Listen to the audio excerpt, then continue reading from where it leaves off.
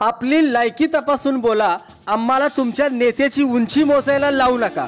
अनिल देसाईंच्या कार्यकर्त्यांचा आमदार गोरेंच्या कार्यकर्त्यांना इशारा. आमदार जयकुमार गोरे यांनी अनिल देसाई यांच्यावर केलेल्या टीकेला देसाई यांनी जोरदार प्रत्युत्तर दिले होते. त्यानंतर आमदार गोरेंच्या कार्यकर्त्यांनी अनिल देसाई यांच्यावर खालच्या पातळीवर टीका केली. कार्यकर्त्यांनी केलेल्या टीकेला अनिल देसाई यांच्या कार्यकर्त्यांनी देखील प्रत्युत्तर देत तुमची लायकी तपासून बोला, आम्हाला तुमच्या नेत्याची उंची मोजायला लावू नका असा जोरदार इशारा दिला. यावेळी देसाईंचे कार्यकर्ते काय म्हणाले पाहूयात. काल आमदार जयकुमार गोरेंचे कार्यकर्ते भाजपचे अर्ध्या तालुक्याचे अध्यक्ष गणेश सत्रे व काही लोकांनी आमचे नेते सातारा जिल्हा बँकेचे उपाध्यक्ष अनिल भाऊ देसाई यांच्याविषयी खाल्ल्या पातळीवर जाऊन काही गरळ ओकली.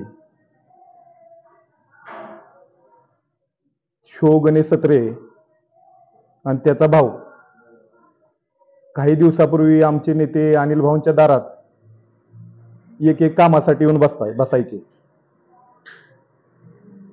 तसेच हा गणेश सत्रे जर त्याने इतक्या दिवस ज्या भाऊचं खाल्लं त्या भाऊसाठी जर बोलला असता तरी आम्हाला वाईट बरं वाटलं असतं. पण ज्या भाऊनं त्याला मजूर फेडरेशनला निवडून आणण्यासाठी 40-50 लाख रुपयाला ज्याचं घर जाळलं त्यांच्यासाठी बोलला, ह्याचं जरा दुःखच वाटलं. शेखर भाऊचं गणेश सत्रेनं खाल्लं, त्याच्या दाताचं किटाण सुद्धा निघालं नाही. त्यांच्याविषयी बोलला असता तर लय आनंद वाटला असता किंवा ठीक आहे बरं वाटलं असतं.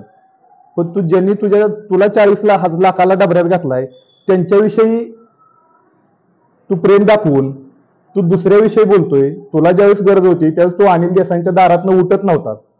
त्यामुळे गणेश सत्रे तू तुझ्या आपल्या किमतीनं राहा. कुणाचं तर ऐकून परवा दिवशी पेपरला प्रेस नोट दिली, आम्ही शांत राहिलो, तरी काल तू परत प्रेस घेतली, मग आम्ही शांत राहणार नाही. दुसरा विषय गणेश सत्रे, तू ज्यावेळेस पहिल्या भाऊकडे होता त्या भाऊकडून ज्यावेळेस तू दुसऱ्या भाऊकडे गेलास आणि तुला कामं मिळवायसाठी तू पहिल्या भाऊविषयी काय काय बोललाय हे आम्हाला प्रेस घेऊन परत सांगायला लावू नये. म्हणून गणेश तुला शेवटचं वॉर्निंग आहे, तू तुझ्या पद्धतीने किमतीत राहा. त्याविषयी बोलायला कुठलाही अधिकार नाही. आमच्या नेत्याची उंची अख्ख्या जिल्ह्याला माहिती आहे. आमचा नेता, माझा नेता हा गेली 25 वर्ष सातारा जिल्हा बँकेला संचालक आहे, 15 वर्ष जिल्हा परिषद सदस्य आहे आणि महाराष्ट्राच्या राजकारणामध्ये भरपूर पदं भूषवलेत. आपण अजून तालुक्यात आहे. आम्ही तुमच्या नेत्याविषयी कधीही खाल्ल्या पातळीला जाऊन बोललो नाही. आमचा कुठलाही कार्यकर्ता कधीही बोलला नाही. तर तुम्ही का तुमच्या नेत्यांनी ठेका घेतलाय काय की विरोध, जो कार्यकर्ता विरोध करेल त्याच्या विरोधात तुम्ही बोलणार? तुमच्या नेत्यानं तुम्ही शरद पवारांवर बोलायचं, तुमचा नेता जयंत पाटील साहेबांवर बोलणार, तुमचा नेता रामराजे साहेबांवर बोलणार. तुमचे स्टेटमेंट आहेत. तुमच्या मसवडच्या कुठली पण सभा घ्या, तुम्ही प्रत्येक सभेमध्ये तुम्ही प्रत्येक नेत्यावर एकेरी भाषेत बोलताय. आमचे कुठलेही कार्यकर्ते तुम्हाला कधी उत्तर देत नाहीत. तुम्ही कुठली पद्धत लावली ही? तुम्ही कशी काय तुमचे कार्यकर्ते आमच्या नेत्यांना खालच्या भाषेत बोलतायत? आम्ही काय मेलेलं याचं दूध पिलोय काय? का माणसं खाऊन हाडकाकताय तुम्ही? तुम्ही तुमच्या कार्यकर्त्याला आणि तुमच्या नेत्यांनी. दुसरा विषय सोमनाथ भोसलेचा. ह्या सोमनाथ भोसलेंना अनिल देसाईंनी मजूर संस्था करून दिली. दुसऱ्या वेळेला ज्यावेळेस 2015ला संचालक केले त्यावेळेस अनिल देसाईंच्या मदतीने संचालक झाली. त्यांच्या सुविद्य पत्नी सौभाग्यवती अपर्णाताई भोसले ज्या दिवशी सभापती करायचे त्यावेळेस अनिल देसाईंचा उंबरा 100 वेळा झिजवला सोमनाथराव तुम्ही. सभापती पदात ज्यावेळेस गरज होती त्यावेळेस अनिल देसाईंचे उंबरे झिजवले सोमनाथराव तुम्ही. हजारो कामं करून घेतलीत. तुम्ही कशी काय त्यांची उंची मोजता? कुणावर बी बोलताय. आम्ही तुमच्या नेत्याविषयी कधी वाईट बोललो नाही. एक शब्द दाखवू द्या अनिल देसाईंचा किंवा राष्ट्रवादीचा कुणाचा कार्यकर्ता कधी वाईट बोललाय म्हणून. तुम्ही काय लायसन्स काढले काय? त्यामुळे सोमनाथराव भोसले मान पंचायत समितीची इलेक्शन लढली. आमचे बंधू तानाजीराव मगरांनी तुमच्यावर बिदाल गावामध्ये 200 मताचं लीड ठेवलंय.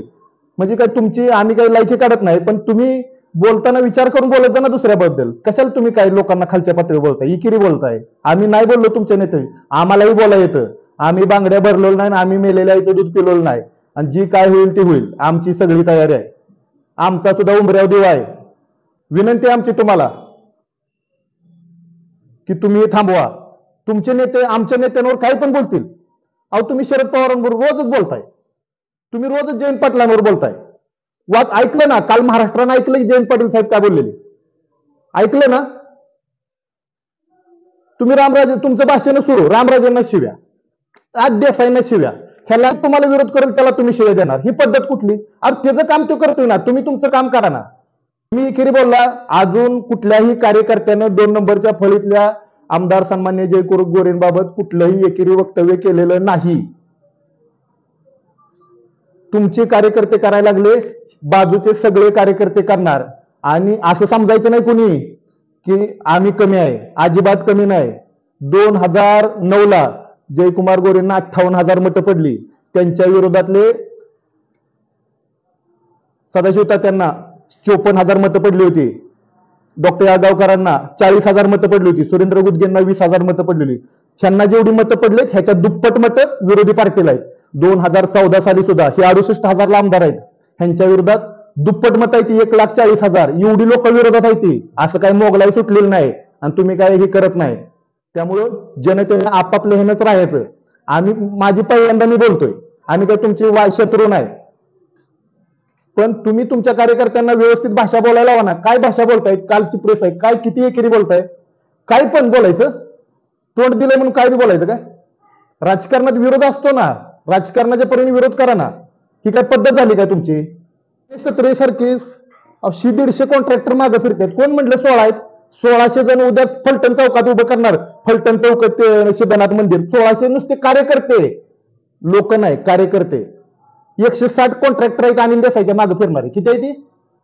160. कोण म्हणतो 16 कार्यकर्ते? 16 कार्यकर्त्यांचा नेता असतो काय? 25 वर्ष राजकारणात समाजकारणात टिकतो काय? त्यामुळे विनंती आहे सगळ्यांना की तुम्ही एकेरी भाषेत उल्लेख करू नका. आम्ही तुमचं खाजगीत काही काढलेलं नाही, काढायला लावू नका. सगळ्याला सगळं माहिती आहे. गणेश सत्रेचा मेहुणे दाजी, डेप्युटी कलेक्टर पनवेल, सगळं माहित आहे. जोपर्यंत या जिल्ह्यात रामराजे नाईक निंबाळकर आहेत तोपर्यंत कुणाच्या केसाला धक्का लागणार नाही ह्याची खात्री अण्णा मगराला आहे. म्हणून अण्णा मगर बोलतोय. येलेले माहितीये, वकिलांचे प्राध्यापक होते. काय डोकं आहे, काय मुंबईत चालतंय सगळं आम्हाला माहिती आहे, आम्हाला सगळं कळतं आणि आम्ही त्यातलंच आहे. ज्या गावच्या बोरी त्याच गावच्या बाबळी. कृपा करून विनंती आहे, तुम्ही तुमच्या पद्धतीनं कधी तुम्ही 15 वर्षात एक स्टेटमेंट केलं का आमच्या कार्यकर्त्यानं तुमच्या नेत्याविषयी? तुम्ही कसे काय करताय आमच्या नेत्याविषयी? पण काय केलंय आम्ही तुमचं? काय संबंध येतो तुमचा? तुमच्या नेत्यांनी शिवाय देताना तुम्ही जी एकेरी भाषेत दम द्याचा मोगलाई लागली. आमदार गोरे यांच्या काही कार्यकर्त्यांनी आमचे नेते जिल्हा मध्यवर्ती बँकेचे उपाध्यक्ष आदरणीय अनिल भाऊ देसाई यांच्यावर प्रेस घेऊन टीका करण्यात आली, खालच्या पातळीवर बोलण्यात आलं. त्यातला एक लुबरा कार्यकर्ता म्हणजे गणेश सत्रे. गणेश सत्रे, तू गेल्या 3-4 महिन्यापूर्वी कोरेगावात मला काम मिळावं म्हणून आमचे नेते अनिल भाऊ देसाई यांच्या दारात खेटं मारत होता. त्याच्या अगोदर शेखर गोरे भाऊ यांच्याकडून स्वार्थ साधण्यासाठी तू त्यांचं वजं उचलत होता. नंतर तू आमदार गोऱ्यांकडे गेला, तिथं तुझा स्वार्थ साधतोय. उद्या मान तालुक्याचा जर आमदार बदलला तर तू त्याच्या दारात जाणार नाही. हे कशावरून? मग तू काल काय म्हणला तर आमच्या नेत्यांची भूमिका गल्लीत गोंधळ आणि दिल्लीत मुजरा अशी आहे. गणेश सत्रे, किंबहुना तुझं हे सगळं बघताना तुझी भूमिका नटरंग पिक्चरमधला गुन्हा कागलकर जसा मुजरा करतो अशी का नाही म्हणायचं आम्ही? याचं उत्तर तू मान तालुक्यातल्या जनतेला दे आणि मग आमच्या नेत्यावर बोलायची धमक ठेव.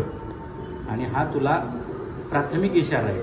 याच्यानंतर जर तू तुझी लायकी दाखवली तर तुला आम्ही तुझी लायकी 100% दाखवणार.